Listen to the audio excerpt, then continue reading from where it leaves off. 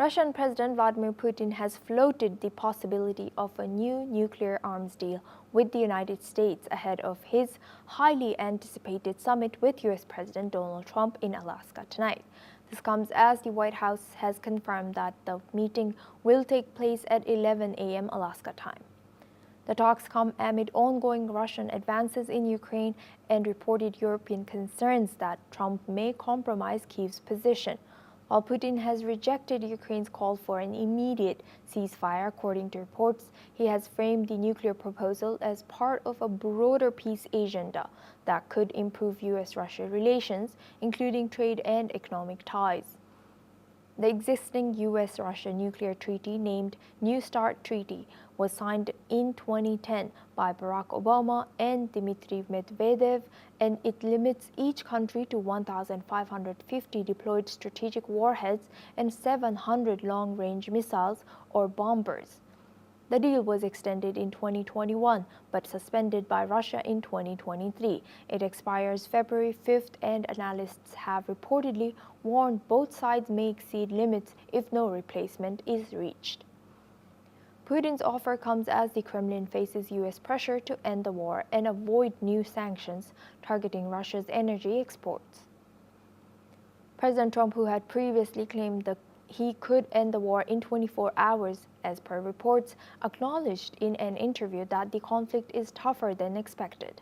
He also said that a follow-up three-way summit with Ukrainian President Volodymyr Zelensky would be even more crucial than his one-on-one meeting with Putin.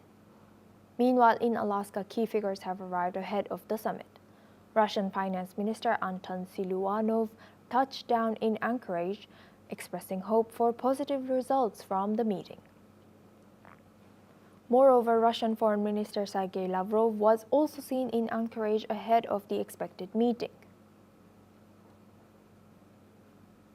Now for this discussion, we're joined by Shruti Dasgupta. She's a Middle East affairs expert, joins us live from New Delhi. Thank you, Shruti, for joining us today. Good to see you. Now, in your analysis, what does this Putin's proposal for a nuclear arms deal indicate, especially in light of this timing with current tensions surrounding Ukraine? Greetings, Asuma. Thank you for inviting me.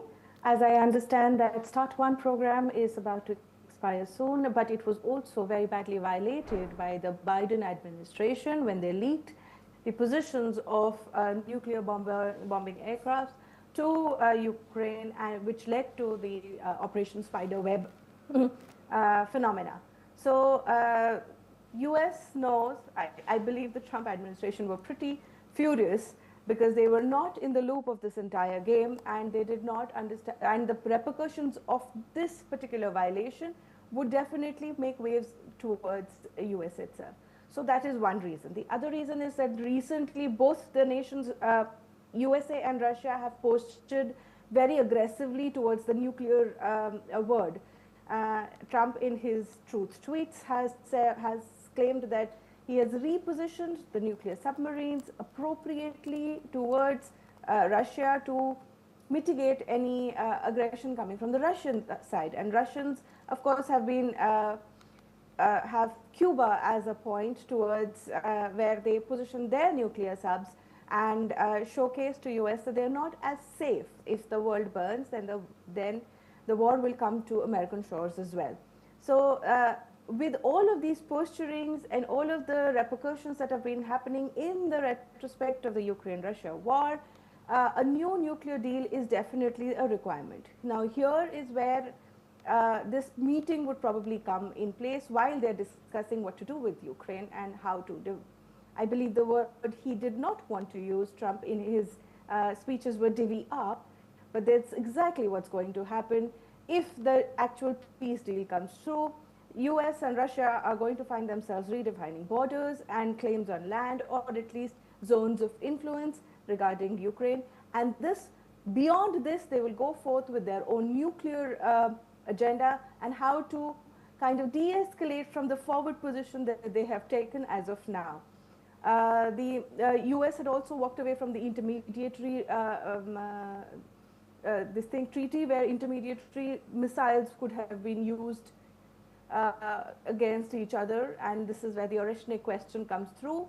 where Russia is posturing with Oreshnik and promising hell's fury to any of the European nations if they do happen to not accept the peace the way Russia wants it.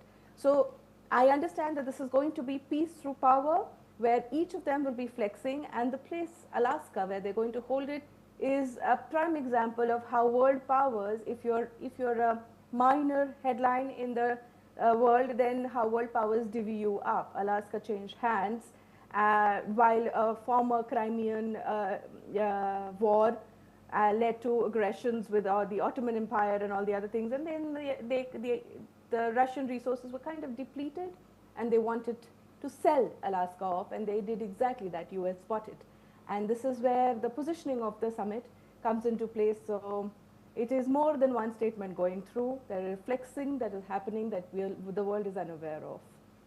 Yes, you've also mentioned that given the history of Alaska and the location's importance, can this summit's outcome have a lasting impact on Alaska's role in upcoming global politics? Not particularly in Alaska itself, because although Alaska, the Bering Sea is the zone of influence, and having Alaska as a US makes US an Arctic nation as such. It brings them into Russia's zone of influence more, and there's just a 50-kilometer distance between the Russian last landmass and Alaska, so it's pretty close.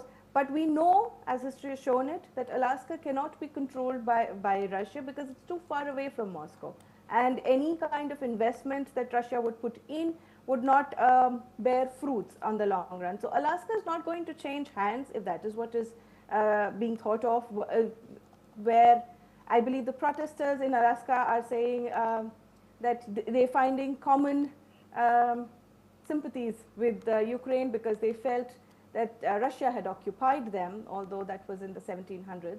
So they are looking at it in a very different perspective. Alaska is just a place of meeting, of shared history with Cold War era dynamics in play, and the new world order resetting itself. So Alaska on its own is not too much of a point of conversation. It's just a common meeting place with history going behind it. Thank you very much, Shruti Dasgupta, for always joining us and sharing your insight. Now we move on to our next news. In an interview